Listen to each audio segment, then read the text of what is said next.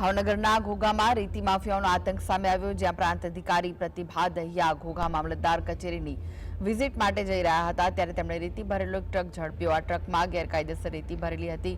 મામલતદારની સૂચના મળતા circle officer ઘટના સ્થળ પર પહોંચ્યા। જ્યારે તેઓ ટ્રક ડ્રાઈવરની પૂછપરછ કરી રહ્યા હતા ત્યારે આરોપી વિપુલ ભાલિયાએ સર્કલ ઓફિસરને ધમકી આપી હતી કે તમે મારી ટ્રક પકડી છે અને હવે પકડશો તો મારી નાખીશ।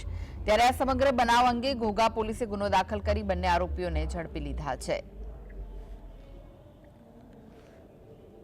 તો મારી નાખવાની પણ ધમકી આપી હતી।